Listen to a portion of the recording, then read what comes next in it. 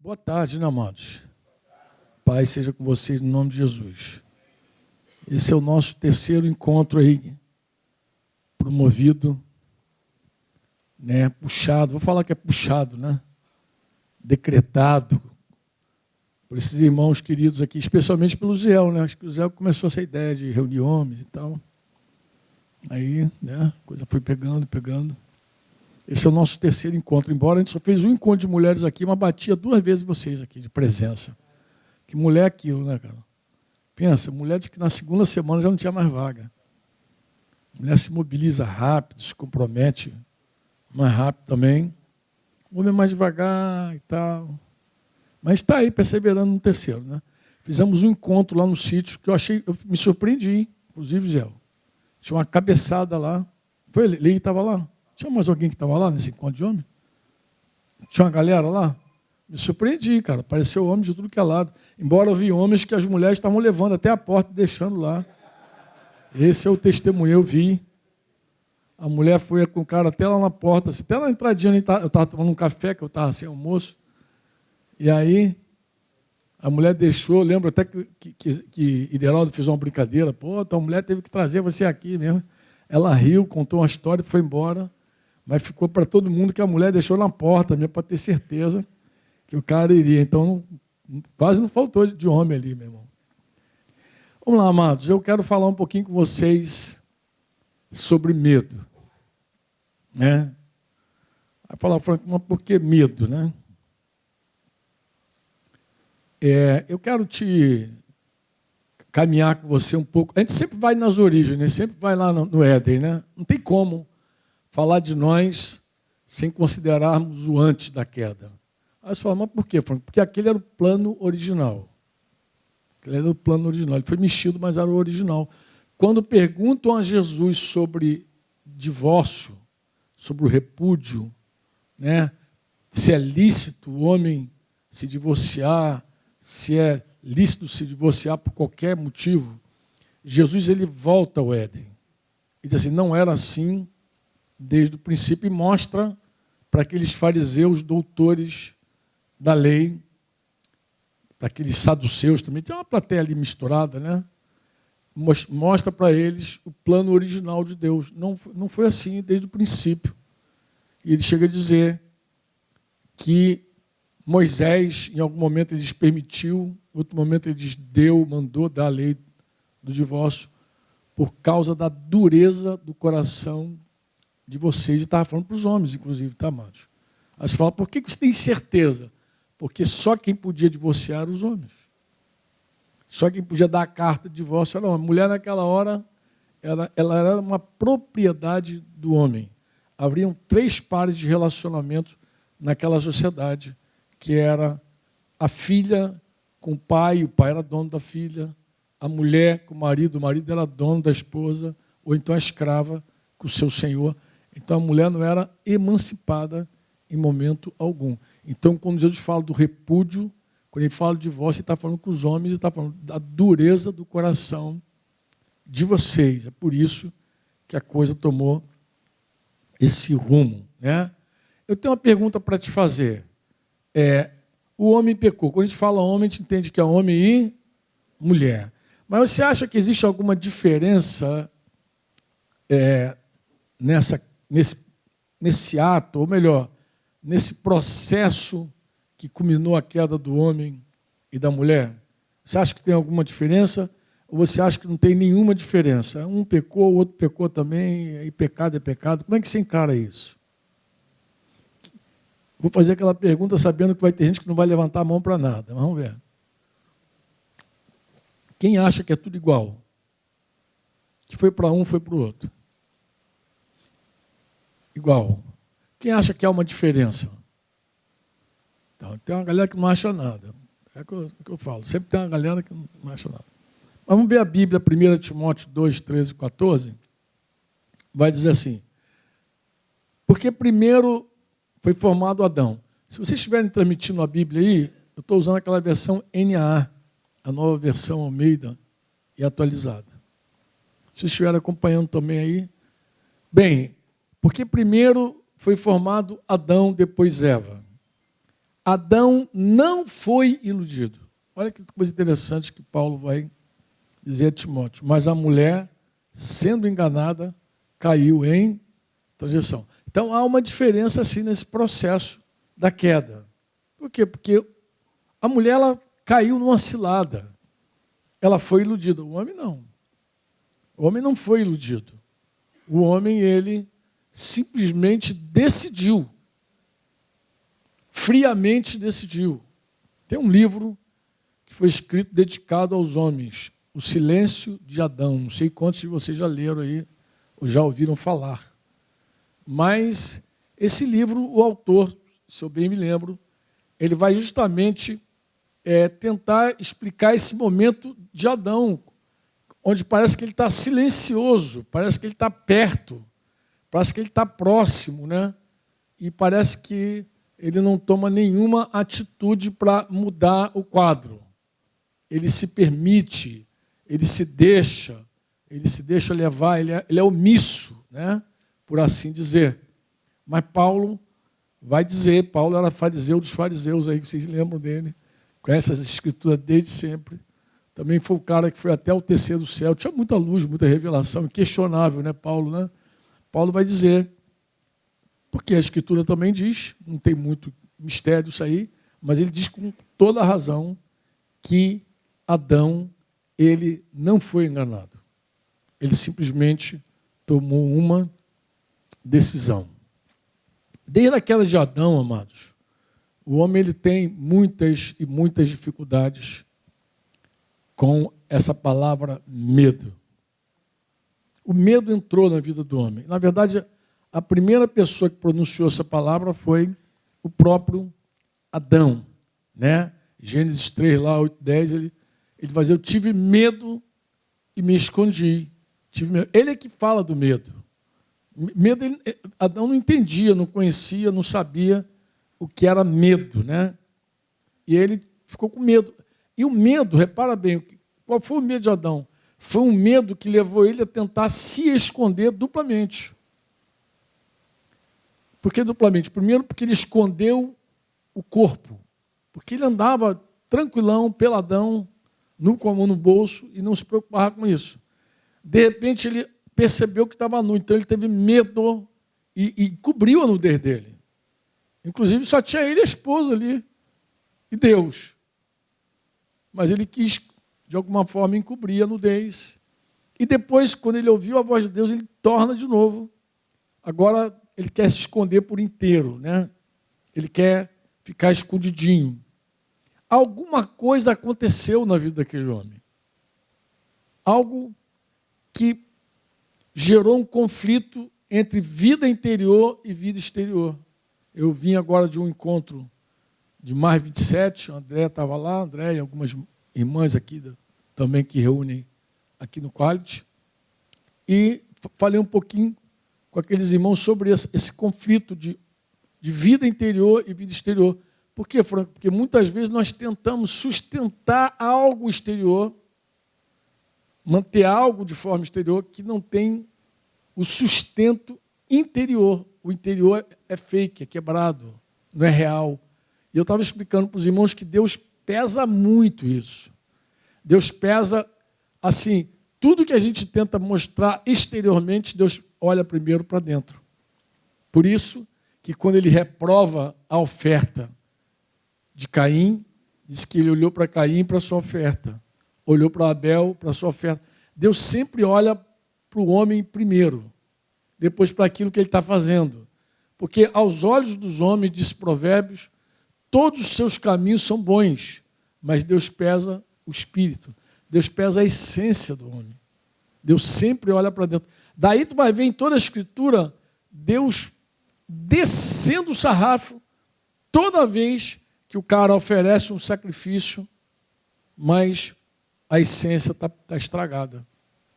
Deus vai dizer que não se agrada de holocausto, de sacrifício, sem que obedeça a palavra. Melhor é obedecer a palavra dele, melhor a justiça, a misericórdia, o amor. Vocês vão de Gênesis até, vou falar assim, até Jesus. Porque Jesus deixa isso muito mais claro com aquela religião, embora quem mandou sacrificar foi Deus, Quem mandou fazer o holocausto foi Deus. Mas teve uma hora que Isaías disse, eu não tolero mais o sacrifício de vocês. Jesus chegou a citar Isaías dizendo, bem disse o profeta Isaías, esse povo me honra com os lábios, mas o coração está longe de mim. Então tu vai ver sempre esse litígio, né? Esse litígio de Deus, assim com o homem, quando o assunto é exterior, interior, exterior, interior. Então, inclusive, a gente tem crise com a religião, porque a gente sabe que a religião tenta sempre mostrar o exterior. A religião se esforça pelo exterior e Deus se esforça pelo interior. E quando há interior, Franco, aí você pode exibir o exterior, sem problema. Deus gosta de sinais. Deus estabeleceu o sábado como sinais. Deus estabeleceu a circuncisão como sinal. Deus tem sinais que Ele estabeleceu. Deus gosta de sinais, mas Deus não gosta de sinais que não são sustentados pela vida interior. Isso aconteceu naquela quebra. Você vê que a partir de Adão, de lá para cá, é essa luta. Interior, exterior, interior, exterior, interior. O homem parece que tem medo. Parece não tem, ele diz que era medo, né? Parece. Ó. É um conflito que existe entre exterior e interior e a gente foge. A gente tem medo. Aí você fala, Franco, mas do que o homem tem medo? Inicialmente da luz. Nós tememos a luz. Mas por quê, Franco? Porque a luz expõe justamente o que está escondido. Fala comigo assim, verdade. Diga verdade. Fala com força para você acordar. Fala assim, verdade. Fala assim, luz. Diga verdade. Luz. Agora você diz assim, amor. Graça. Diga amor. Graça. Você vai ver em vários momentos, principalmente João dizendo, trazendo esse peso. Qual é? Luz, amor. Graça, verdade. Porque é exatamente isso. A verdade é a luz. Você fala a verdade, a luz se estabelece. É a luz. Luz é a verdade. E graça é amor. Então o que a luz faz? A luz me deixa nu de novo. A luz me desnuda. É isso que a verdade faz. Jesus trouxe graça e verdade. Está lá, Evangelho de João, capítulo 1, versículo 17, se não me falha a memória. A lei veio por intermédio de Moisés, a graça e a verdade por intermédio de Jesus. Então Jesus traz exatamente luz, a verdade que deixa a gente nu. É aí que a gente se vê pecador. Quando a gente ouve Jesus, a gente fala, ixi, eu estou ferrado. Mas ele também traz graça. Ele cobre isso. Ele cobre. Né? Tem pessoas que se acham tão boas, acima da graça de Deus. Nem precisa da graça, de tão boas que elas são. E tem gente que se acha tão miserável, que nem a graça de Deus é capaz de socorrer. São os extremos, né? Um lado bem fariseu da coisa, bem zelo carnal, se achando muito bom, e o outro lado bem publicano, né? Eu estou me lembrando daquela parábola que Jesus conta, do publicano orando e do fariseu orando, e cada um tem uma oração, cada um de um jeito diferente, um acima da graça, o outro inalcançável pela graça, mas o homem, de qualquer maneira, ele só tem acesso à graça quando a luz bate nele, quando a verdade descobre. Se você ficar descoberto, tu vai precisar da graça. E você vai estender a mão para a graça. Porque Deus, da mesma forma que Ele desnuda a gente, que Ele arrebenta com a gente, Ele também nos cobre de maneira maravilhosa. Amém? E diz que Ele cobre com o amor dEle, com essa graça, que vai cobrindo, vai perdoando, vai acolhendo. Então não tem ninguém bom demais que não precise da graça, e não tem ninguém tão miserável, tão pecador, que não seja alcançado por ela. Se você pode dizer amém, eu queria ouvir o teu amém. Então, de fato, a gente não precisaria ter medo da luz. A gente deveria amar a luz. Você diz amém ou não? A gente deveria amar a luz, amar a luz. João 3, 19 a 21, Jesus vai dizer assim, a condenação é esta, a luz veio ao mundo. Isso no momento dele, na manifestação dele né? Na manifestação do próprio Cristo. A luz veio ao mundo, mas os homens amaram o quê? Mais as trevas do que a luz. Se você perguntar, Franco, como é que alguém pode amar mais as trevas que a luz? Jesus explica. Porque as suas obras eram mais. Pois todo aquele que pratica o mal detesta a... Claro, porque a luz vai me caguetar, rapaz. E não se aproxima da luz, para que as suas obras não sejam reprovadas. Quem pratica a verdade se aproxima da luz, para que as suas obras sejam manifestas, porque são feitas em Deus. Essa é a tua vida e a minha vida. Um tempo onde nós fazíamos tudo e escondíamos tudo, em outro momento a gente faz e quer que seja visto, porque são feitas em Deus. Não tem por que esconder. Não há por que temer, não há por que fugir. Quantos podem dizer amém? Você pode dizer amém? Franco, de que a gente tem medo? Da luz. Mas o que a luz, na verdade, nos expõe, né? Por que a luz nos expõe? Porque tem coisas realmente da vida que nos assustam muito. Por exemplo, isso é uma coisa engraçada, porque eu já vi gente com medo de quase tudo. Tem gente que tem medo de solidão. Tem ou não tem? Mas tem gente que tem medo de multidão. O mesmo terror que alguns têm com relação a ficar sozinho, tem com relação à multidão. Tem gente que tem medo de ficar solteiro. E tem gente com medo de casar. É assim ou não é? Desse jeito. Eu já vi gente dizer que tinha medo de ter filhos. Homem. Não ia ficar grávido, não ia passar 9 meses enjoando, chamando o Raul, nada, mas e com medo de ter filhos. Mas também já vi gente com medo de não ter filhos.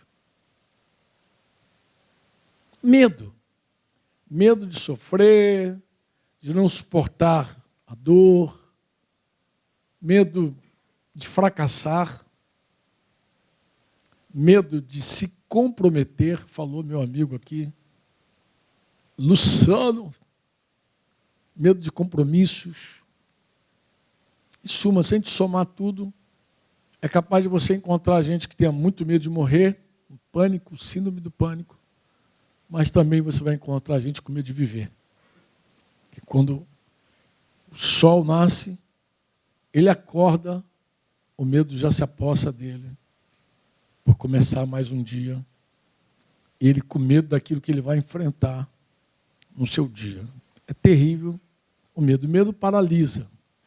Assim como a ansiedade te precipita no abismo, o medo te agarra, te amarra. Uma pessoa com medo, ela não quer nem sair da cama. Essa é a real. E muita gente pensa que isso só acontece com mulher, mas, na verdade, acontece conosco. Todos os homens. Amém? A começar do primeiro Adão. Tive medo, disse ele. Medo. Eu quero abordar aqui alguns temores. Pode ser, amados? Ou não? Me suportem de boa aí? Bem, eu queria tocar alguns medos com vocês. E um deles é de revelar as nossas fraquezas. Nós temos medo de mostrar algumas das nossas debilidades e algumas das nossas fraquezas. Você crê nisso ou não? Crê no que eu estou falando? Então, deixa eu falar uma coisa com você, porque se você dissesse, Franco, eu tenho medo de revelar minhas fraquezas. Se você se enquadra a essa declaração, eu vou dizer uma coisa para você. É muito provável que você tenha poucos ou não tenha nenhum amigo de verdade. Eu olho assim e fico percebendo por que as mulheres elas possuem mais amigas. E quando eu olho para os homens, eu não consigo ver os homens com tantos amigos. Eu vejo até homens muito solitários. É impressão minha? Vocês têm... Os irmãos que pastoreiam já há algum tempo. É impressão minha ou é real o que eu estou dizendo? Os homens são solitários, não são? Eu digo até, porque às vezes os irmãos são, até irmãos que lideram me assustam. Porque às vezes os caras são bons para falar dos outros. Falei com fulano. Mas sobre ele paira um mistério. Você às vezes ouve uma pessoa até que é falante, mas que você não conhece o coração dessa pessoa. Todos nós precisamos de amigos. Inclusive, amigo é uma grande bênção para enfrentar o medo, os desafios. Amigo é uma bênção. Você diz amém ou não? Amigo é uma bênção. Não é pecado ser um, mas a Bíblia diz que é melhor serem dois. Ter um amigo de verdade, eu falo de verdade porque tem gente que tem amigo fake. Amigo de Facebook, amigo de Instagram. Outro é um amigo de verdade. Amigo de verdade. Ter amigo de verdade é uma bênção, é um privilégio. Você fala, por quê, Franco? Primeiro, porque eu paro de ter uma perspectiva sobre mim a partir só dos meus olhos. Sabe aquele cara que diz que está engarrafado? Estou preso no engarrafamento, estou chegando. Mas eu estou preso, como se ele não fosse parte do engarrafamento, como se o carro dele também não estivesse atrapalhando os outros, entendeu? Ele é um cara ali preso, não tem ninguém, ele não atrapalha ninguém, só ele, coitadinho, que está preso no engarrafamento. Né? Ele tem uma perspectiva engraçada, né, do engarrafamento. Ele está preso. Será que não tem ninguém atrás dele? Pô, esse cara, será que não está atrapalhando ninguém naquele engarrafamento? E quando o cara de pau mete uma fila dupla e depois diz que está preso? Ou tripla? Pô, tem uns roda presa aqui, os caras estão enrolados, pô. A vida, às vezes, deixa a gente ter essa perspectiva fake, falsa, até que aparece um amigo para nós. E o amigo, de verdade, ele tem umas características muito interessantes, né? Deus não criou o homem para ser um solitário. Provérbios vai dizer que o solitário busca o seu próprio interesse. Provérbios 18:1. O solitário busca o seu próprio interesse. E outra coisa, ele se opõe contra a verdadeira sabedoria.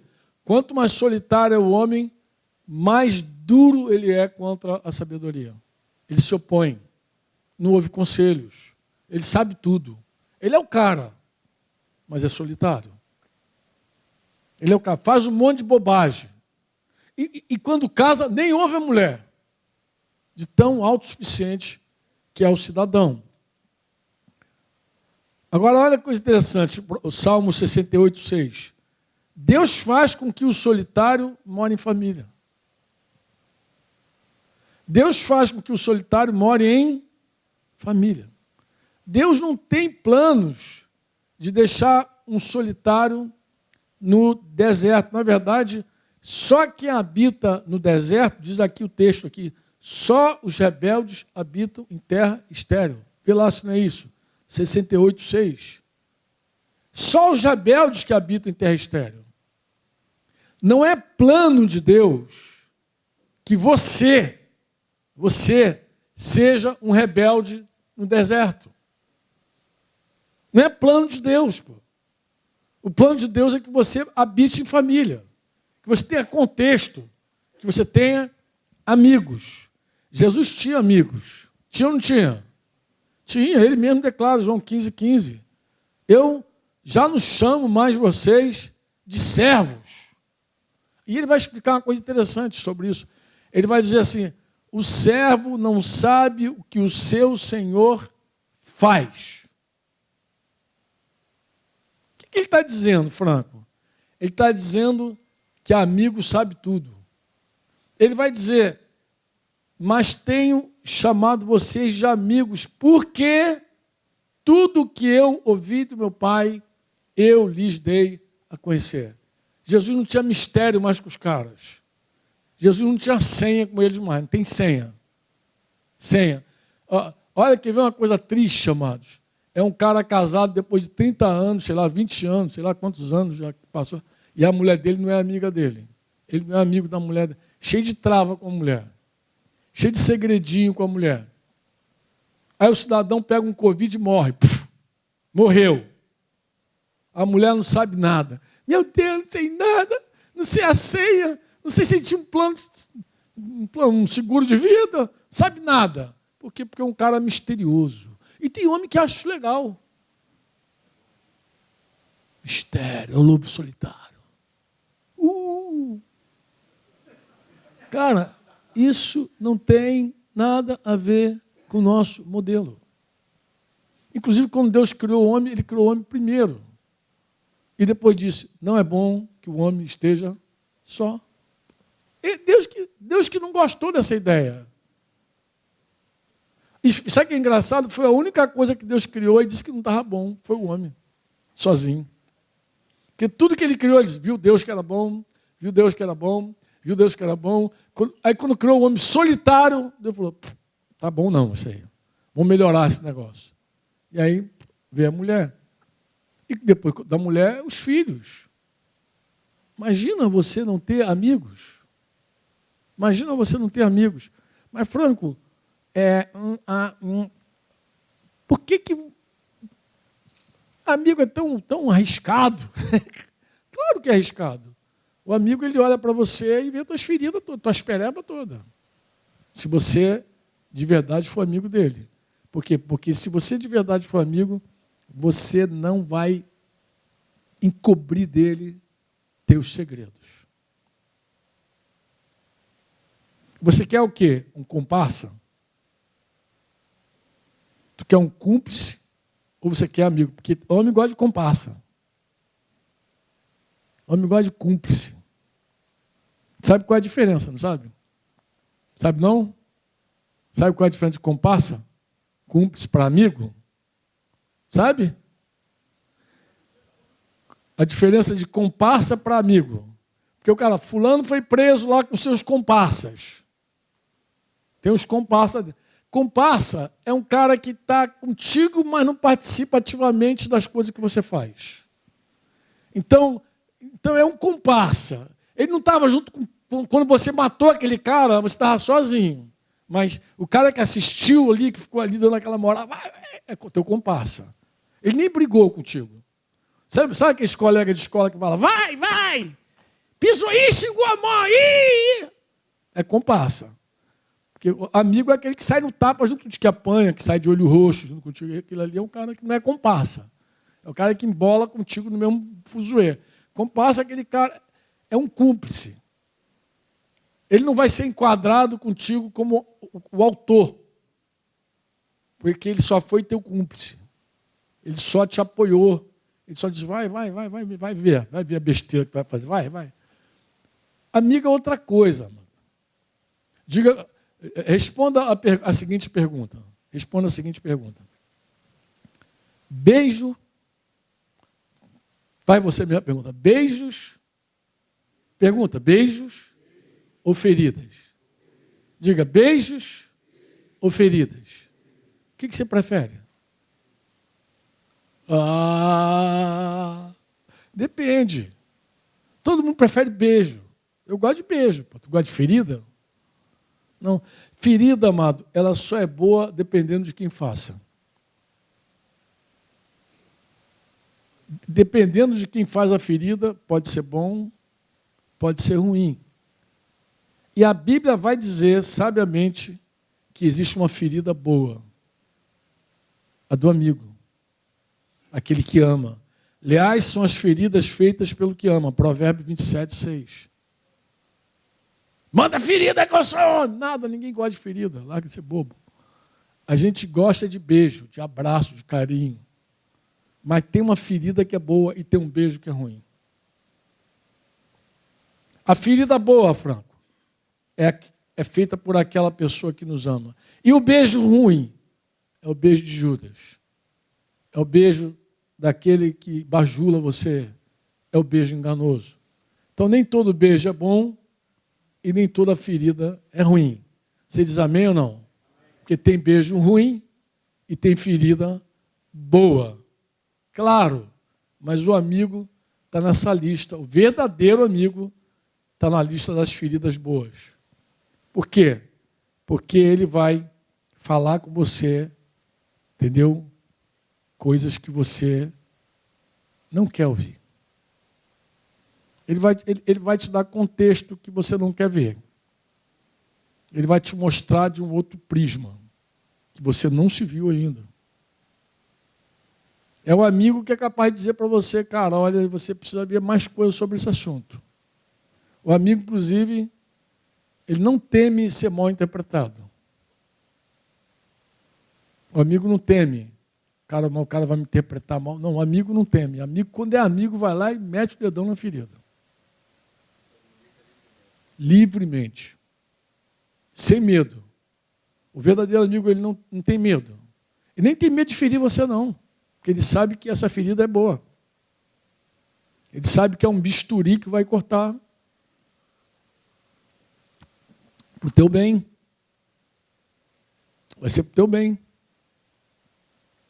Você não chamaria nenhum médico de amigo se o cara trabalhasse para o teu mal. Pô. Te favorecesse sempre, te desse tudo que você quer. Se você é pai, você já sabe disso. Porque você, como pai, você diz não várias vezes. Ah, Franco, mas eu tenho um mandamento aqui para agradar em tudo. Não, não é em tudo. Você agrada em tudo, desde que esse agradar aí... Cara, não acredito que a Bíblia está aberta exatamente nesse texto de Romanos 15. Versículo 2. Portanto, cada um de nós agrade ao próximo, no que é bom para edificação. O nosso agradar é só quando é bom para outra pessoa. Se não é bom, a gente vai desagradar. Senão, não é amigo. E o homem precisa muito de amigo. Você diz amém ou não? Amém? O jovem rico queria a vida eterna. Quem conhece a história? Ele era rico, mas queria algo... Interessante, eu gosto, toda vez que eu leio a conversa do jovem rico com Jesus. Porque embora sendo rico, ele sabia que tinha algo mais. Mais do que tudo que ele acumulou de dinheiro, de fortuna. Isso é raro. Hoje, em nossos dias, tu conhece alguém que é rico e está preocupado com a eternidade? Pô, aquele cara estava, pô. Alguém fez não sei se é um provérbio, não sei o que é, que diz que carros funerários não têm reboque. Já viu essa expressão? Carro funerário não tem reboque. Mas você entende essa expressão. Por que não tem reboque? Por que não tem, amados? Porque o defunto não carrega nada com ele. Pô. Aí bota o reboque, aí conecta aí no carro funerário, ele vai para o cemitério e leva aquele montão de coisa, aqueles container fechado. Isso só na história antiga, que os faraós lá, os caras morriam e enterravam tudo que era dele junto. Escravos vivos desciam à sepultura, mulheres vivas, tudo que era dele. Então o pessoal torcia para o rei não morrer. Porque se ele morresse, ferrou. Tu ia descer vivo à sepultura. Mas, fora esses doidão da história aí, o cara sabe que não tem como levar com ele, né? Ele mata os outros, mas não tem como levar de verdade com ele. Você diz amém ou não? Mas qual é o barato dessa história? O barato dessa história é o versículo 21 do capítulo 10 de Marcos. Por quê? Porque Jesus, olhando para ele com amor, diz Marcos, uma outra versão assim, fitando-o com amor, disse. O que Jesus falou para ele com amor? Você já pensou um cara rico, dizer que quer a vida eterna, e você dizer para ele, só te falta uma coisa, mas você fala isso com amor para ele. Porque o amor fala a verdade. Não fala que o cara quer ouvir. Ele falou que era justo desde criança, desde a infância. Ele não fala o que o cara quer ouvir. Só tem uma coisa que te falta. Pimba, pimba, pimba, pimba, pum. Aí tu vai dizer que Jesus não foi amigo dele. Claro que foi amigo dele, pô. Mas não falou o que ele queria ouvir. Tanto que ele saiu dali triste, de perto de Jesus. Jesus foi amigo dele. Você diz amém ou não? Amém? Tem uma frase do Jim Elliot. Lembra dele? Vocês estudaram uma... Jim Elliot, tem até um filme, eu acho que contando da esposa dele. Mas ele é aquele missionário que morreu com 29 anos ali na América Central, ali, tentando evangelizar uns índios ali. Lembra que o cara pousa com o avião, depois os índios foram lá e fritaram? Mas ele tem uma frase assim, ó, não é tolo aquele que dá o que não pode reter para ganhar o que não se pode perder. Rapaz, vou repetir, não é tolo aquele que dá o que não se pode reter para ganhar o que não se pode perder. Não tem nenhuma tolice nisso, né? E foi o que Jesus estava propondo, cara. Você não vai reter isso para a vida inteira, então tu abre mão desse troço. Vem comigo que eu vou te dar algo que ninguém pode tirar de você. Que era o que eles queriam mesmo, a vida eterna, aquele que pedia. Muito tremendo, né? Mas vamos lá, galera. Diga comigo assim, os homens... Eu acho que é o nome de um filme. O filme antigo diz assim, os brutos também choram. Quem é desse tempo? Os cabelinhos brancos aí. Pô, tu lembra, né? Os brutos também choram. Mas os homens também choram. Não é só os brutos, qualquer homem chora. Você diz amém ou não? Homem chora, pô. O homem também chora.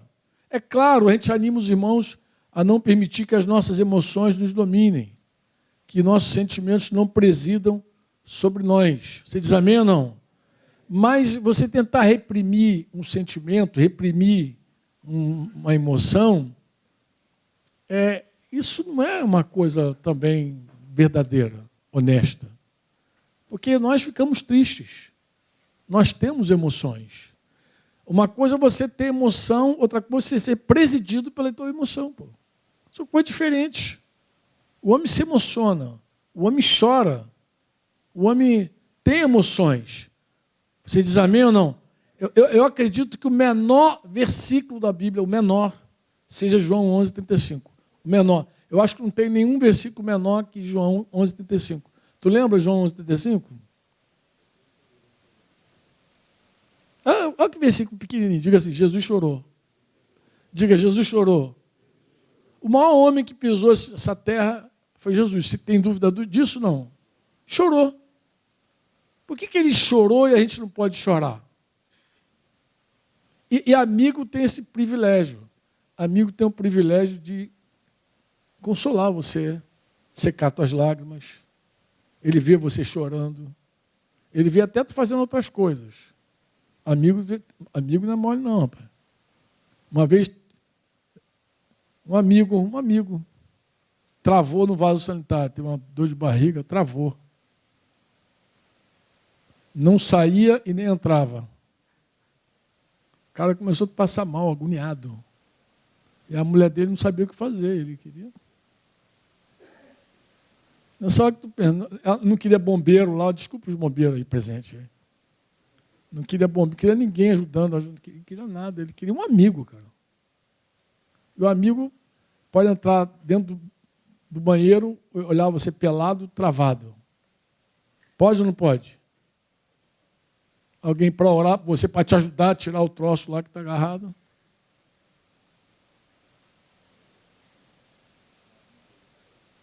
Amigo é um negócio... Desculpa usar esse exemplo, amados, mas eu não tinha outro melhor, não. Tá? Pô, cara, estou falando de... Às vezes ver você chorar. Não, porque o homem tem medo de mostrar fraqueza. Então, o homem tem medo de mostrar fraqueza. O cara... Eu falei para o irmão, está na hora de a gente fazer um retiro para homens com mais de 50 anos. Aí você fala, por quê? Porque o cara com mais de 50 anos que prova um fracasso sexual, depois não fica em desespero, não conta para ninguém, inclusive. Se bem que tem com gente com menos de 50 que já provou, né? Tem cara tomando Viagra igual doido para ter performance. Doido para morrer aí, de uma hora para outra. Prefere morrer do que dizer que desabou no negócio, entendeu? Amado, é nessa hora que um amigo aparece de verdade. O amigo te consola, te ajuda. O amigo te ajuda. O amigo é para isso, pô. Amém? E nem sempre vai dizer, obviamente, o que você quer ouvir. Você diz amém ou não? Vou para a reta final aqui, tá bom? Tá bom ou não? Eu ouvi Luciano falar, reta final, pô. Vou dobrar aqui o cabo aqui. Livres. Eu peguei uma expressão assim, livres e responsáveis. Livres e responsáveis. Né? Quero falar de um outro temor que o homem tem. Né? Algumas pessoas pensam assim, eu sou livre, e acham que você está livre da tua responsabilidade. Você não é livre da tua responsabilidade. Você é livre, mas quando você se responsabiliza por algo, você já não é mais livre. Então, você é solteiro. Mas até quando você é solteiro? Até casar. Quando casou, acabou. Você não é mais solteiro, agora você é casado. Nunca mais você vai ser solteiro. Pode ser viúvo, pode ser divorciado, tico-tico no fubá, solteiro, nunca mais. Não há mais como ser solteiro. Quantos me entendem? Você não é servo da pátria, escravo, até jurar bandeira. Quem é que jurou bandeira? Não sei se você já pensou no teu juramento, mas a última frase, você vai dizer assim, com o sacrifício da própria vida. Todo mundo, com o sacrifício da própria vida. Você se torna um escravo da tua pátria, um servo. O militar, ele jura a bandeira e dá direito ao seu companheiro de matá-lo caso ele se torne um desertor. Mas você era livre, até meter aquele juramento lá e falar. Falou, está falado. A gente não tem sócio até ter um sócio. Eu tinha um negócio lá, coisa e tal, aí resolvi, para aumentar aí as entradas, arrumei um sócio. Agora você tem sócio. Não tinha, agora tem. Agora você tem um sócio. Carrega essa mala aí contigo aí. É o teu sócio. Mas você decidiu isso. Você escolheu. Então nós somos livres até que nós assumamos um compromisso com alguém ou com alguma coisa. Você diz amém ou não? Josué ele ficou preso por causa de um compromisso. Uma palavra que ele acabou dando para os gibeonitas. Você lembra da história de Josué lá, né? Josué 9, lembra? Olha que história interessante essa de Josué. Josué é enganado, porque ele não consultou o Senhor. Os gibeonitas fazem um teatrinho, né? Dizendo que vem de longe. Olha só, viemos de longe, estamos distante de você e tal. E ele só queria uma palavra de Josué. Olha como é que a palavra tinha força, cara. Olha como é que a palavra tinha força naquela cultura, naquela sociedade. Uma palavra. E você nem é meu amigo. Você nem é meu amigo. Você está matando geral. Está igual tropa de elite. Pega um, pega geral. Josué vem com a galera detonando. Os caras estão aqui pensando, vai chegar não sabe, ele vai chegar aqui e vai matar todo mundo. Vai matar todo mundo. O que a gente faz? Vamos fazer alguma coisa. Aí pensaram num plano, vamos nos disfarçar, vamos chegar lá. O cara nem é amigo. Não é amigo. Mas ele chega lá, arranca a palavra do cara. Diga para nós, se comprometa que você vai poupar a nossa vida. Uma palavra. Um compromisso. Josué, deu. Depois, rapaz, os caras eram vizinhos. Era um golpe. Era uma trama, eles eram vizinhos. Claro que ele depois falou, vocês vão ser escravo nosso, vocês vão rachar lenha, vocês vão trabalhar, vão servir a vida inteira. Foi assim. Mas eles foram poupados por causa daquela palavra. Anos depois, bem anos se passaram. Um dia, Israel cansa de ter juízo e estabelece um rei. O primeiro rei de Israel, Saul. E Saul resolve fazer o quê? Passar o cerol em alguns gibeonitas que estavam lá irritando ele. Matou os gibeonitas, segundo Samuel 21. Vai dizer que Davi começa o reino dele. E logo no começo do reinado de Davi vem uma fome, começa a matar as pessoas. Davi, desesperado, procura a Deus. Senhor, o que está havendo? Olha que mistério, cara. Olha que coisa tremenda. Um homem dá uma palavra. Pá! Um compromisso de nação. Anos depois, um outro totalmente blazado quebra. Pum! Aí daqui a pouco um outro cara que nem foi ele que quebrou, colhe. Vê o juízo. A Bíblia mostra uma coisa para a gente assustadora, que a maioria dos crentes ignoram. E brasileiro, então, brasileiro que passa por cima mesmo. Porque a única aliança que o brasileiro conhece é do casamento, e quando conhece, despreza ainda. Ele conhece e ainda passa por cima. Alguns povos ainda honram a palavra. Na nossa cultura mais passada, eu sou do tempo que meu tio ia na quitanda, comprava e o cara botava num caderninho assim, e depois no final do mês ia lá e pagava. Minha mãe fazia, todo mundo fazia. Mas até o século XVII e XVIII, Inglaterra, Estados Unidos, julgavam causas de acordos só da palavra. Se tivesse duas testemunhas que chegasse lá e falasse, falou mesmo, disse que era assim, o tribunal batia e fritava o cidadão da palavra. Eles pesavam a palavra. Hoje a gente vive num mundo sem palavra. As pessoas não têm palavra nenhuma. E mesmo quando manda escrever, não tem palavra, porque vai apagar o que está escrito. Muda o que está escrito. Está escrito, apaga. É uma raça muito sem vergonha. Mas essa geração vai colher o fruto disso. Por que, Franco, está dizendo que está amaldiçoando? Não, porque a conta chega.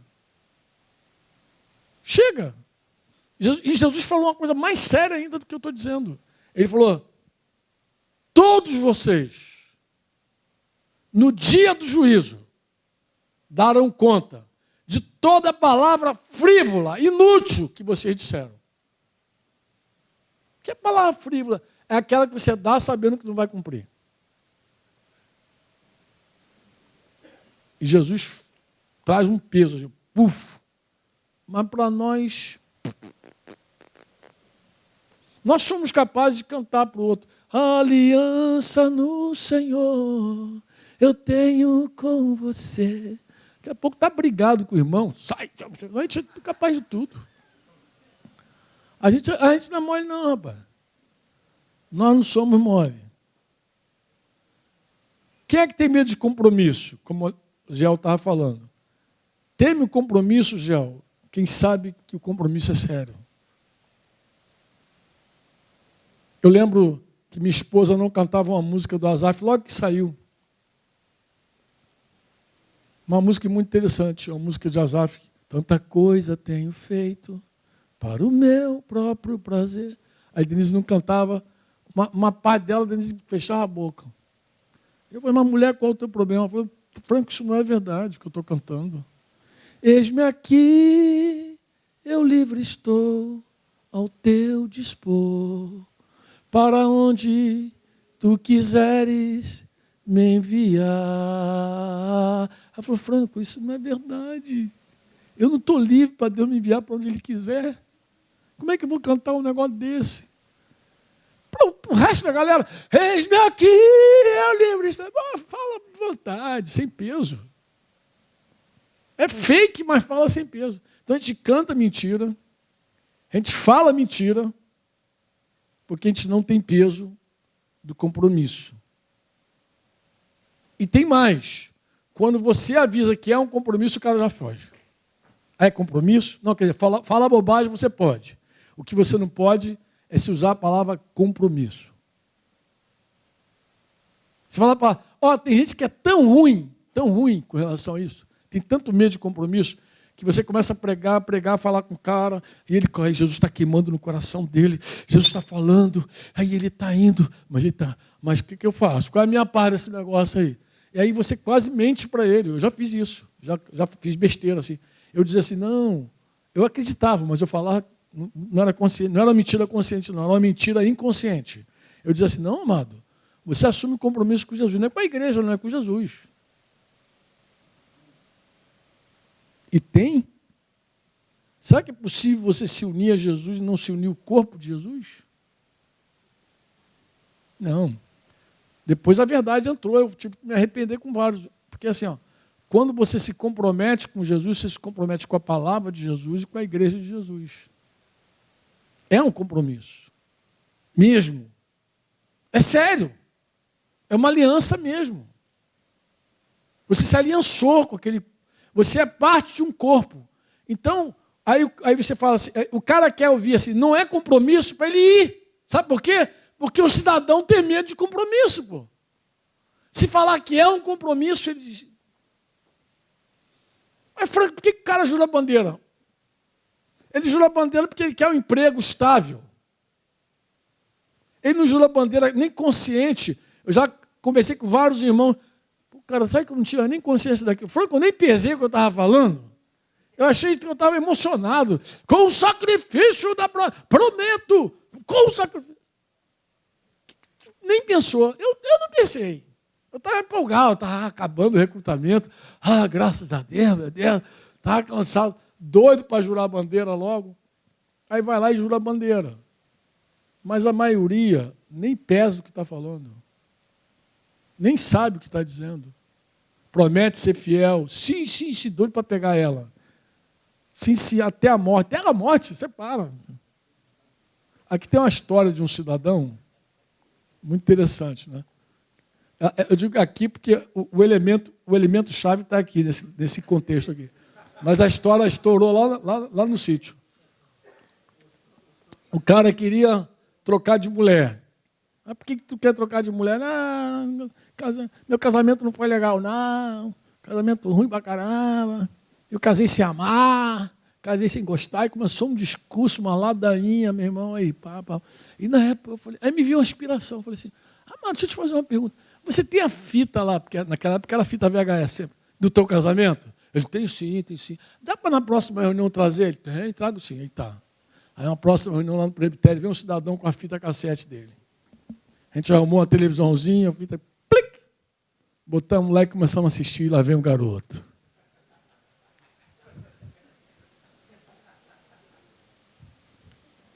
E a música rolando e ele cantando.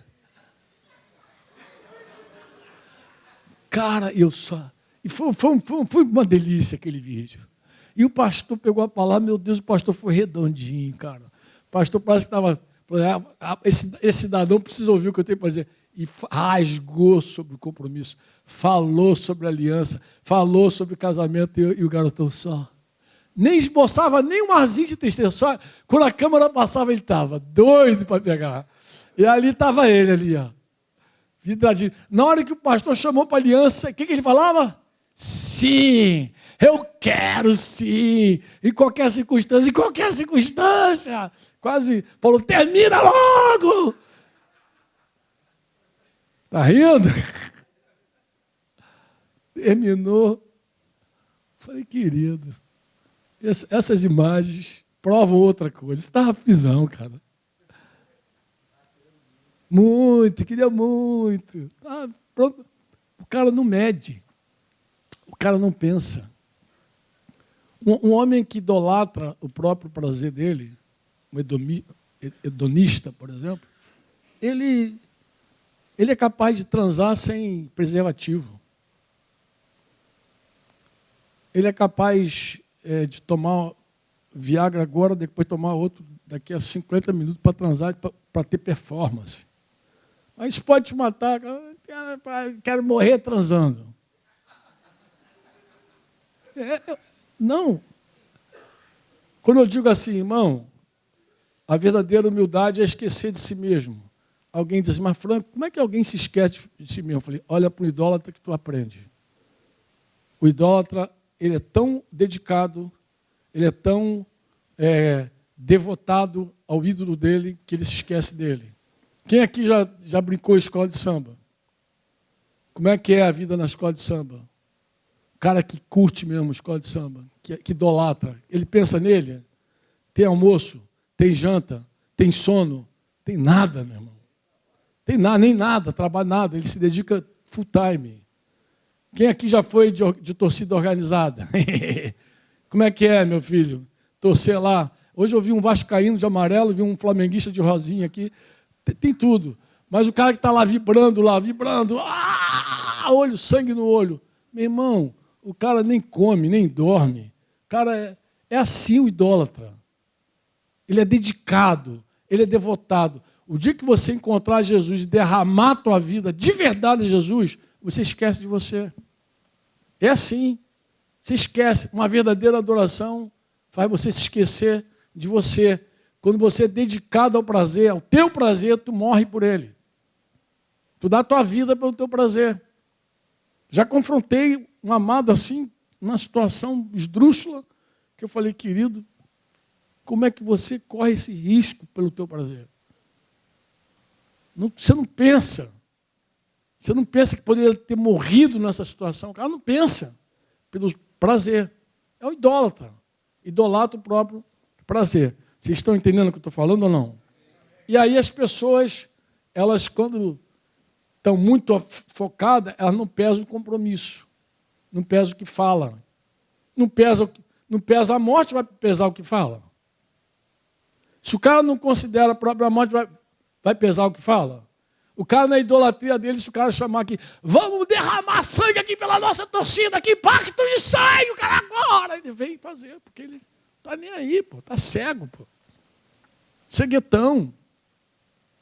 Vamos descer a borracha ali na torcida. Vai lá descer a borracha mesmo, pô.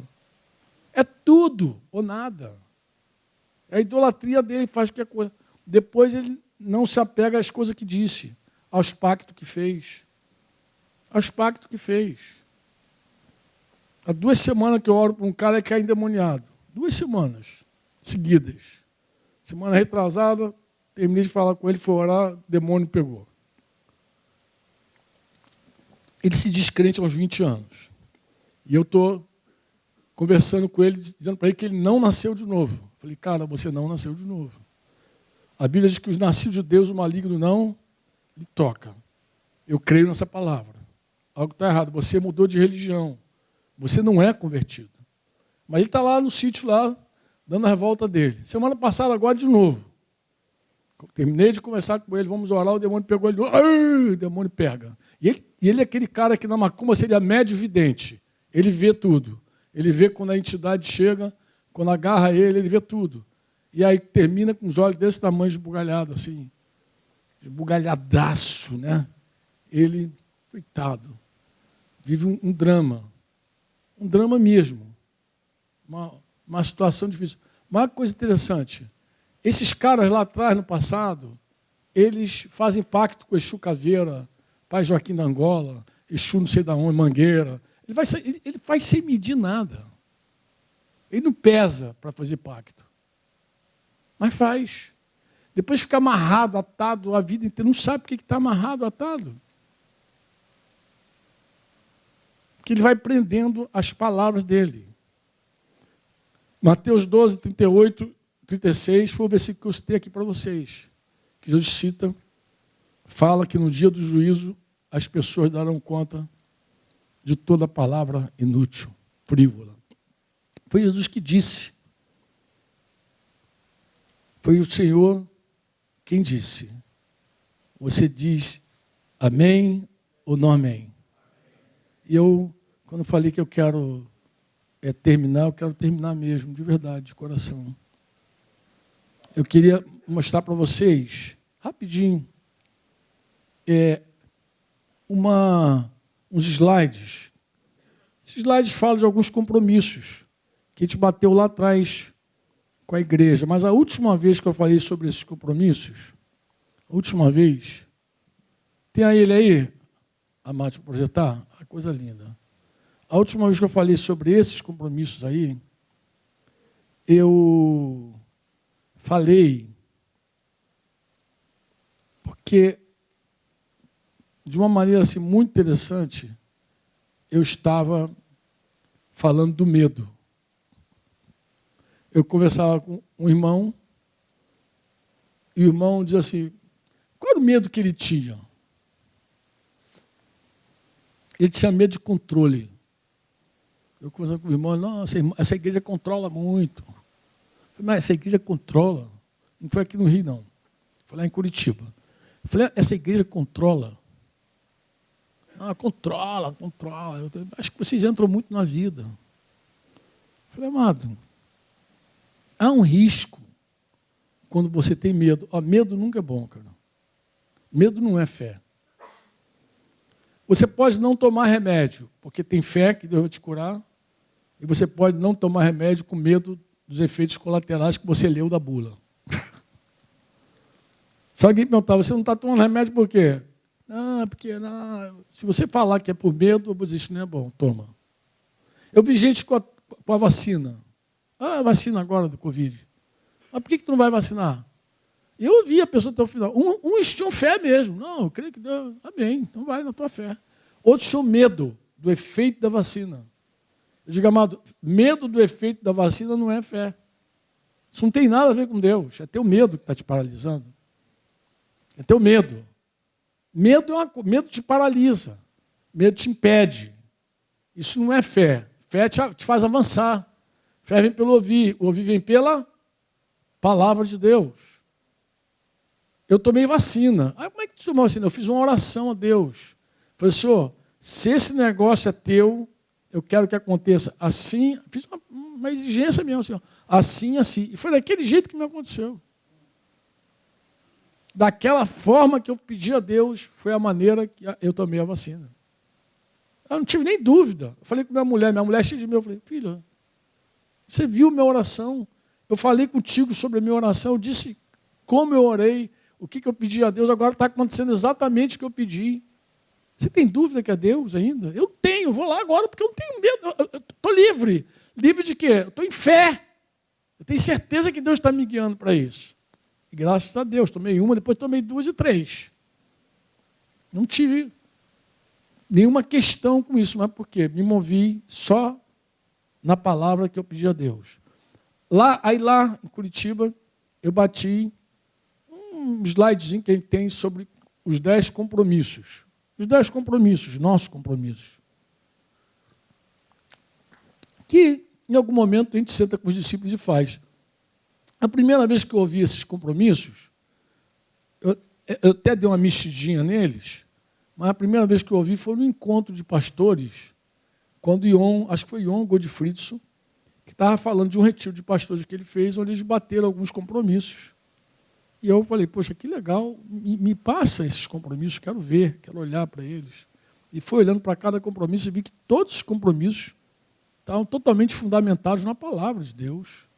Falei, cara, isso é verdade, são compromissos que a gente assume realmente. E que é fácil o homem, inclusive, de Deus dizer, cara, fácil, mais do que fácil, importante ele enxergar e dizer, é isso que eu quero. Então, que compromissos eram esses? Compromisso com a graça de Deus. Por que, Franco, compromisso com a graça? Porque o amor de Deus, que move a graça na nossa vida, nos compromete uma entrega pelos outros. Né? Eu disse para os irmãos agora, numa situação que eu tenho tratado lá em Cabo Frio, eu falei, irmãos, a verdade em amor é justamente isso. Falar a verdade em amor é o seguinte, você repreende alguém, mas você não rejeita essa pessoa. Uma coisa é você dizer, cara, você está errado. Outra coisa é você estar errado e não querer a pessoa. O amor não faz isso. O compromisso com a graça que nós temos nos permite andar na verdade sem rejeitar. Por maior que seja o puxão de orelha, você não rejeita a pessoa. Então é um compromisso que a gente tem com a graça. Amém ou não? Ah, mas não tem compromisso com a verdade? Tem, mas com a graça também. Porque verdade sem graça é dureza total. Graça sem verdade é desgraça. Mas, você falar da graça e não mostrar a nossa condição miserável, não tem graça. Perdão é para quem precisa. Amém? Cura é para doente. Você diz amém ou não? Então é assim, então compromisso com a graça, o compromisso com a oração, né? 1 Samuel 12, 23, quando Samuel se refere àquele povo que não queria mais ele, mas na verdade era Deus que o povo não queria, ele falou, quanto a mim, né, longe de mim que eu peque contra o Senhor, deixando de orar por vocês. Então ele tinha uma consciência que a responsabilidade dele exigia oração por aquele povo, e que ele entendia que deixar de orar era pecar contra Deus. E a gente fala, a gente precisa ter um compromisso de oração. De verdade, de orar uns pelos outros. E amigo nessa hora ajuda a beça, Lei. Porque nossos amigos vão nos permitir orar exatamente pelo problema. Quando a gente camufla, o outro nem sabe bem que a gente está precisando de oração e nem sabe por que vai orar. Quando você não está camuflado, quando você está aberto, é uma beleza. Compromisso com a honestidade. Esses dois compromissos, honestidade e transparência, vira aí, honestidade e transparência. Passa os dois assim, só para dar um tapinha na roda aí. Honestidade e transparência. Eu costumo dizer para os irmãos assim, irmãos, esses dois compromissos é que faz amigos. Como assim, Franco? Honesto é quando eu falo o que eu penso sobre você. Então, eu sou honesto contigo, eu falo o que eu penso sobre você. Vem cá, mas o que eu penso sobre você é a pura verdade? Não. É a minha verdade. A pura verdade só quem tem é Deus. Mas eu não posso ser teu amigo sem falar o que eu penso sobre você. Quantos me entendem? Quantos me entendem? Então, seja honesto. Tu faz amigo sendo honesto. Mas também seja transparente, que é outro compromisso. Mas o que é transparente? É quando eu falo com você honestamente sobre mim. É quando eu deixo você me ver. Por isso que dá para transparente. Eu deixo você me ver. Eu abro meu coração para você. Eu deixo você saber quem eu sou. Eu falo das minhas misérias. O dia, uma irmã estava perguntando para a Denise, tem um grupo aqui que eu quero me relacionar e tal, mas o pessoal é fechado, não dá acesso. Aí a Denise, esse assunto, né? Eu falei, amor, diz para ela que o começo é a transparência. Então, se as pessoas estão fechadas para você, você se abre para elas. Você quer que um discípulo abra o coração para você sem você abrir para ele? Então é um cara de pau. Então, um cara dura. Você quer que um discípulo abra a vida para ele? Abre você para ele, a tua vida. Pô. Conta as tuas misérias. Começa você contando teus problemas, teus pecados, tuas lutas.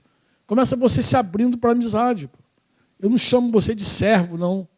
Você não é meu escravo, você é meu amigo. Pô. Olha a minha vida, como é que é. Olha como eu sou, olha como é que minha mulher, meus traumas, meus pecados, meus temores. Eu sou esse cara aí, pô. Você deixa ele te ver. E quanto mais ele te vê, mais transparente você é, mais perto de uma amizade verdadeira você está. Então, transparência. Sensibilidade. Pô, que compromisso é esse, Franco? Sensibilidade. Mas isso é coisa de mulher. Não, amado. Tem nada a ver. A palavra de Deus diz que o nosso amor tem que ser sem hipocrisia. Que a gente tem que detestar o mal e que a gente precisa se apegar ao bem. E que a gente deve amar uns aos outros cordialmente. Amém? Com amor fraternal, preferindo em honra uns aos outros. Está claro esse mandamento? Está lá em Romanos 12, 9 em diante. Mas a palavra também vai dizer que depois que a gente purificou a alma pela obediência à nossa fé, nós temos que ter um amor fraternal não fingido. Não fingido, não camuflado. Né? A gente tem que amar uns aos outros de todo o coração, ardentemente. É isso que diz a palavra. E a gente tem que estar sensível. Por que é importante a sensibilidade, Franco? Porque é o seguinte, tem coisas, amados, que a gente percebe por causa da sensibilidade. A gente percebe que não é hora de falar. A gente percebe que não é hora de bater. A gente percebe que não é hora de corrigir. Por causa dessa sensibilidade. Eu preciso me colocar no teu lugar. Para depois começar de verdade todo um processo. Estar no teu lugar é que permite ser mais sensível. Considerar a nossa origem de pecador. Quando Paulo escreve a Tito, ele diz isso. Né? Nós éramos miseráveis mesmo. Todos nós, errantes. Você diz amém ou não? Amém ou não? Mas a hora que tu esquece disso, tu olha para o cara e fica sem um pingo de misericórdia. Tu fica insensível à dor dele. Porque tu esquece de onde você veio. Pô. Você esquece do buraco de onde Deus tirou você. Então, é compromisso com a sensibilidade. disponibilidade. A gente precisa aprender a abrir espaço na nossa agenda para as pessoas. E vou falar mais sério. Eu acho que os maridos pecam nisso à peça. Os pais também. Porque o cara, às vezes, passa o dia inteiro fora e quando ele está em casa, ele está em outro lugar. E pastor tem que vigiar, porque pastor é capaz de chegar em casa e ficar com a cabeça nas ovelhas. E não vê que tem uma ovelha ali perto. E eu percebo que às vezes a gente está indisponível demasiadamente para as pessoas mais próximas. Sempre indisponível. A gente tem que ter um compromisso de cavar pênalti. Com essa expressão? Amém ou não? Você sabe como é que você cava pênalti? Com disposição. Eu digo assim, irmãos, a disponibilidade é pequena, mas a disposição é grande. Vamos compensar isso. Porque quando você tem disposição, mesmo que a tua disponibilidade seja pequenininha, em algum momento você chega lá pela madrugada, chega lá às 1, mas chega. Porque você abre um espaço na agenda. Quando você abre um espaço na agenda, é como se você estivesse abrindo um espaço na vida. Por exemplo, eu não estou viciado ainda em ouvir audiocast a 2.0. Eu não faço isso. Denise fala, Franco, você tem uma paciência. Filha, eu prefiro que seja assim. Eu prefiro demorar para ouvir o áudio de alguém, a mensagem de alguém e responder, do que passar aquela coisa acelerada, não prestar nem atenção no que a pessoa está falando, pedindo. A gente precisa ter um compromisso com essa disponibilidade, porque a gente abre espaço até no WhatsApp. Abre ou não abre? Sim ou não? Claro que abre, pô. Você abre. E tem gente no WhatsApp que é cinzento. Ele quer ler o que você escreveu, mas não quer que você veja que ele leu. Eu não sou cinzento, mago cinzento lá do seu. Eu não sou cinzento. Eu sou aquele cara que fica verde. Na hora que viu azul, ficou azul. Só daltônico não, né? É azul. Azul, fica azul. Leu azul. Ah, mas o cara vai ficar pensando que você leu, não respondeu. O problema dele, ele não me conhece então, pô. Os amigos não vão levantar essa suspeita. Eu prefiro essa honestidade também, sabe? Eu prefiro, pô. O cara vai, mas aí viu que você leu e não respondeu. O problema dele. Porque as pessoas vão sempre suspeitar de você, vão sempre questionar teu amor, tua filha. O que pode fazer? Vai morrer por isso? Você presta contas a Deus. Procura se apresentar aprovado a Deus. Deus sabe de você. Sabe, inclusive, quando você não quer ver ninguém. Deus sabe também, essa hora também ele está vendo. Compromisso da confidencialidade. Por que é isso, Franco? Amados, nós precisamos ter esse compromisso mesmo uns com os outros. Eu preciso acreditar que eu vou contar algo para você, vou abrir meu coração e você vai me guardar. Mas Franco, não, amado, deixa o cara contar a miséria dele. Se o Luciano quiser contar o pecado dele, eu dou o microfone para ele agora, ele conta. Eu não vou contar. Ele que conte. Ele que se exponha. Mas se ele fala, Franco, pode me expor, eu exponho. Mas ele falou primeiro, pode falar, bota no ventilador aí, não tem problema não, eu falo. Então, se ele fala, pode falar, eu falo, mas se não pode, eu não posso. Eu preciso aprender a ser confidente.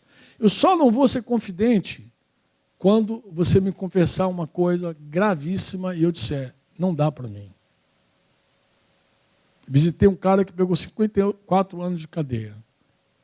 Era policial, estava entre nós, no meio da igreja, foi preso por uma chacina, julgado e condenado. Ele foi o que pegou menos, 54. Os parceiros dele pegaram 56, 58.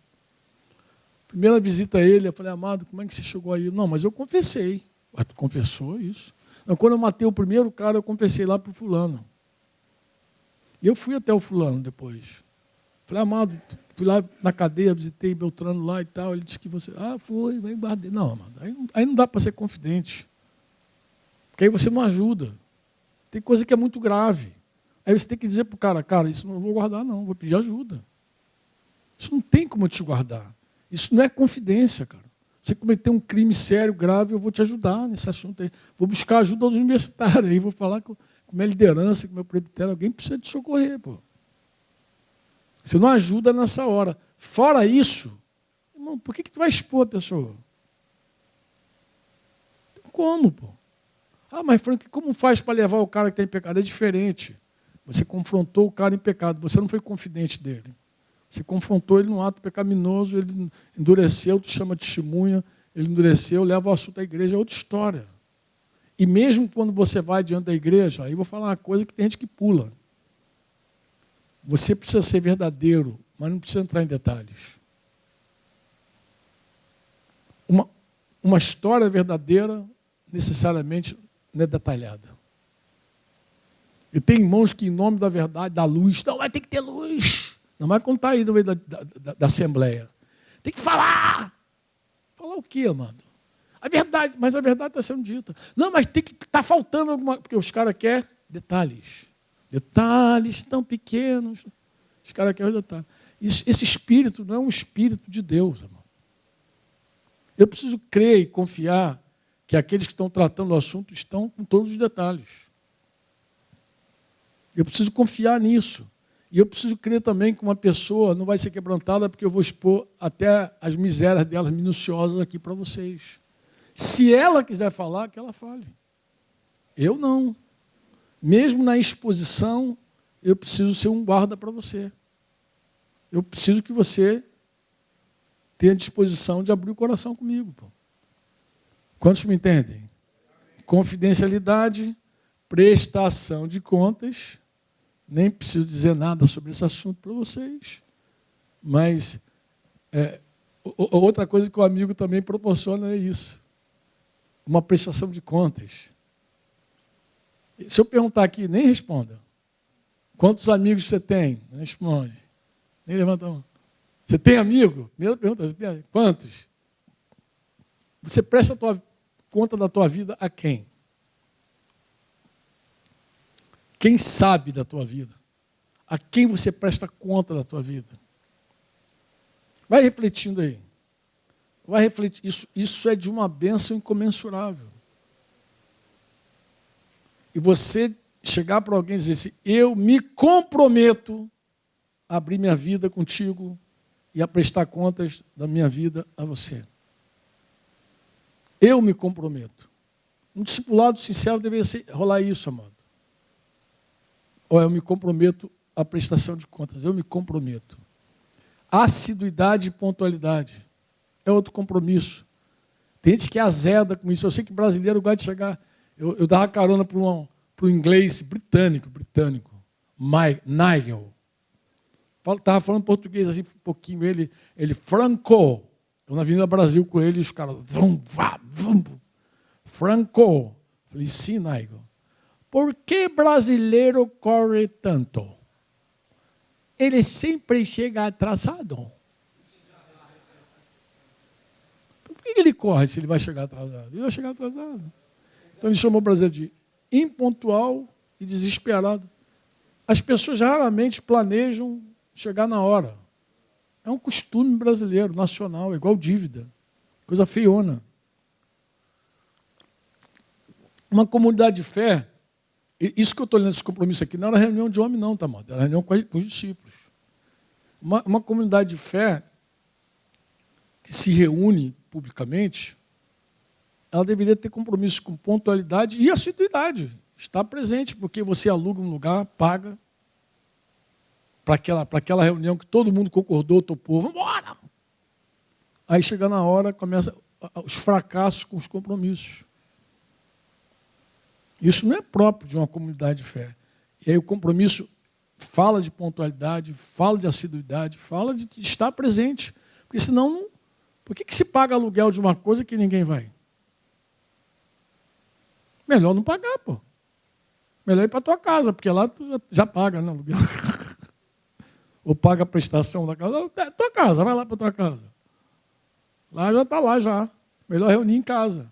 O prejuízo vai ser só teu lá, que tu vai pagar mais água, mais luz, os caras vão invadir tua geladeira. E outro compromisso que nós temos, como discípulos, é alcançar outros para o Senhor. Mas esses compromissos, nesse dia, brotaram por causa dessa frase aí que eu acabei escrevendo para o meu amigo, e tudo com letra C. C, eu gosto de C, né? O medo de ser controlado e cobrado. É um medo que as pessoas têm. Porque compromisso faz isso. Compromisso gera controle, gera até cobrança. Pô, amado. E aí? Porque você empenha a palavra e depois... Então, o medo de ser controlado e cobrado nos faz o quê? Quebrar compromissos, rejeitar cuidados e desprezar correções. Essa foi a frase com o meu amigo lá, que estava em Curitiba, hoje está em outro canto, outra cidade, que eu falei com ele. Falei, querido, esse teu medo não é bom. Esse teu discurso que a igreja controla, esse teu medo não é bom. Porque quando você tem medo de ser controlado, de ser cobrado, você vai quebrar compromissos. Pô. E compromisso, eu não estou te cobrando nada. Você que se comprometeu, pô. Você que assumiu a parada. Eu não estou com a faca no teu pescoço. Você que disse, foi o que eu falei, você é solteiro até casar. Você não é escravo da pátria até jurar bandeira. Você não tem sociedade até dizer, sou sócio.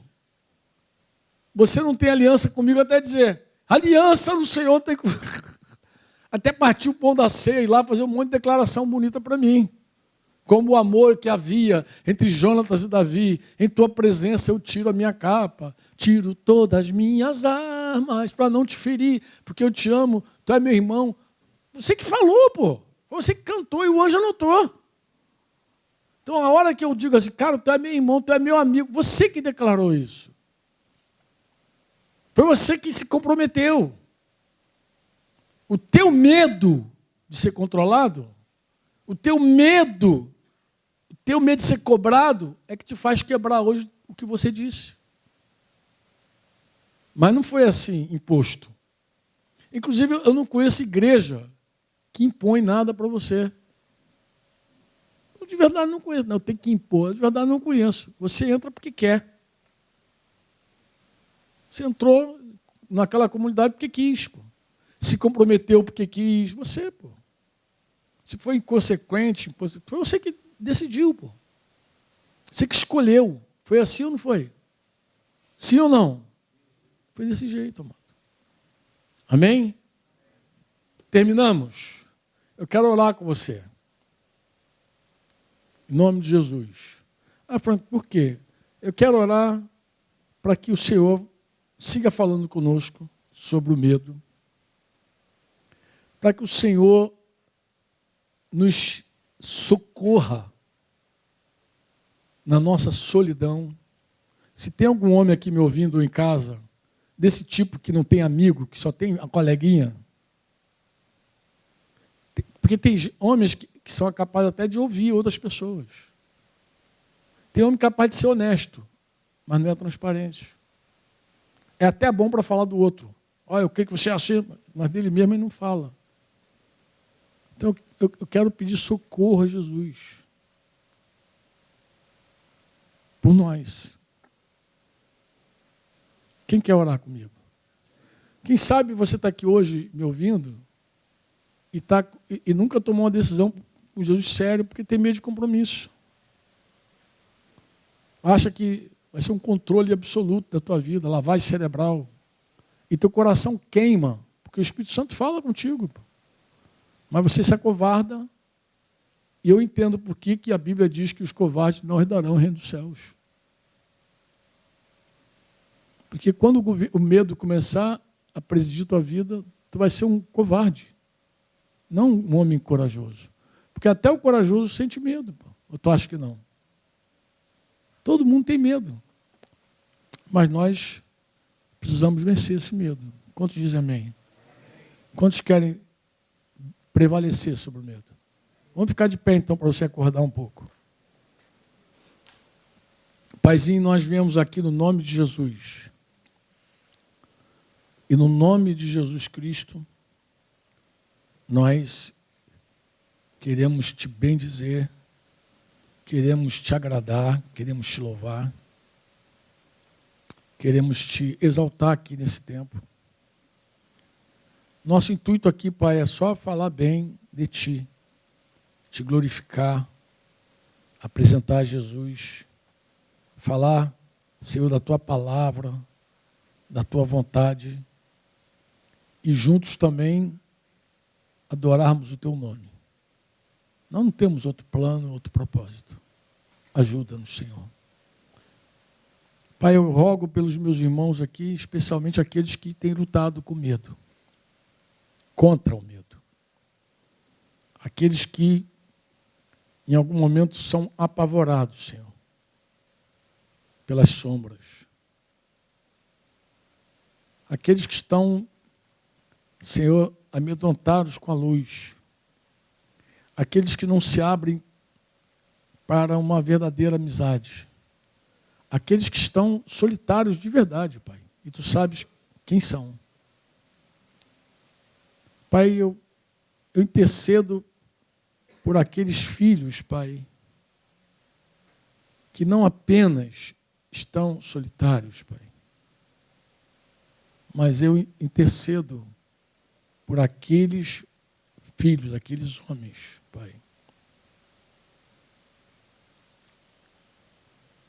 que estão solitários no meio da multidão. Aqueles, Pai, que têm aparência de que têm amigos, mas que no fundo são sozinhos. Socorre nessa hora, Pai. Que o medo do fracasso, o medo de expor as fraquezas, o medo de perder a popularidade, o medo de qualquer coisa, Pai, caia por terra hoje em nome de Jesus. Que o medo de assumir compromissos caia por terra em nome de Jesus. Pai, nós queremos a Tua vitória hoje no nosso meio. Eu não sei como é que Tu vai fazer isso, Pai, mas eu sei que Tu és o único que pode fazer isso por nós. O que nós temos segurança é na Tua palavra. E a Tua palavra diz para a gente não ter medo, porque Tu estás conosco. A Tua palavra diz que se nós passarmos pelo vale da sombra da morte, nós não teremos medo, porque Tu estás conosco. A Tua vara e o Teu cajado nos consolam.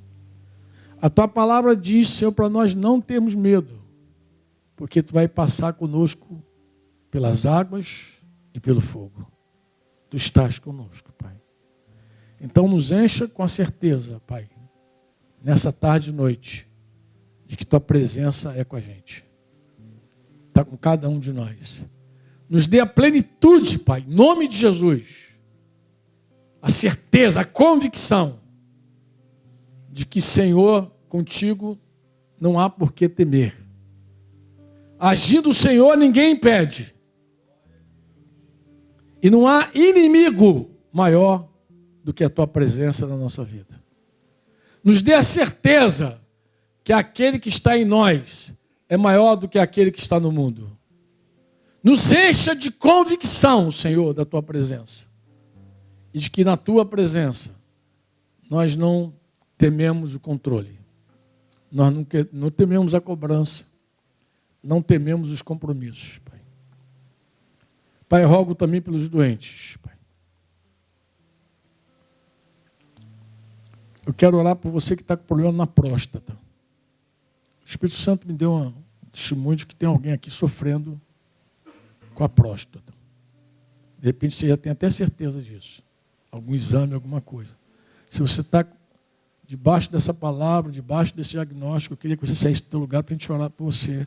Porque eu creio que Deus vai te curar nessa noite. Deus vai tocar em você, vai tocar na tua enfermidade. E se você está em casa, você toma posse dessa palavra em casa. agora, em nome de Jesus, para o Senhor te restaurar plenamente. Você que está com dores, você que está com fadigas, Deus quer aliviar você. Você creia tão somente. Creia tão somente. Paizinho, nós queremos orar por todos os doentes nesse lugar. E oramos também, Pai, por aqueles que necessitam dar um passo de fé em direção à Tua vontade. Rogamos agora pela Tua coragem, Espírito Santo, e pela Tua fé. Em nome de Jesus. Quantos podem dizer amém? Amém. Amém.